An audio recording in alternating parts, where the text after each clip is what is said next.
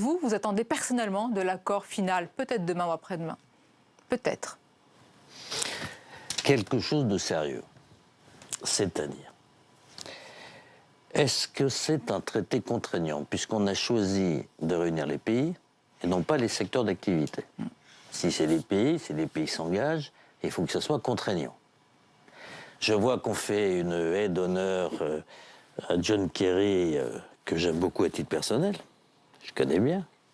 Mais enfin, il représente les États-Unis d'Amérique, qui émettent plus de 20 tonnes par habitant et par an, qui n'ont pris aucune espèce de mesure, qui ont déjà dit qu'ils ne feraient pas un traité contraignant, et qui en plus ont dit qu'il n'y aurait pas $1 pour les pays pauvres, en grande difficulté, victimes du dérèglement climatique. Ben, on a l'impression qu'on a une idole. Bon. Donc, une vraie décision, c'est est-ce que c'est un traité contraignant? C'était l'objectif. Je l'espère encore, je n'y crois pas.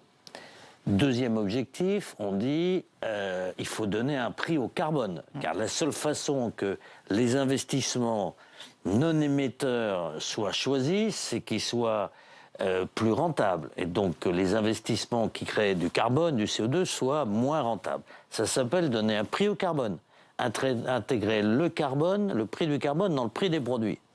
Disparu. Troisième enjeu, c'est toujours qu'il y ait une taxe sur ce qu'on appelle le fuel lourd. En gros, le fond de cuve des bateaux, et une taxe sur les transactions financières pour financer les pays en grande difficulté déjà victimes du dérèglement climatique. J'ai l'impression qu'on n'en parle plus. Et dernier point, c'était au minimum qu'on sorte de la COP avec un pacte de solidarité, que les pays développés qui émettent depuis longtemps aident concrètement par des subventions les pays vraiment pauvres, c'est-à-dire l'Afrique, plus Haïti, le Népal, le Yémen, enfin bref. Parce que les pauvres sont aussi ceux qui n'ont pas d'énergie et sont aussi ceux qui sont les premières victimes du règlement climatique. Les chefs d'État africains ont présenté un plan. Chefs d'État, la On démocratie... a écouté leurs contributions, vraiment. Est-ce qu'on les a pris en compte, ces contributions?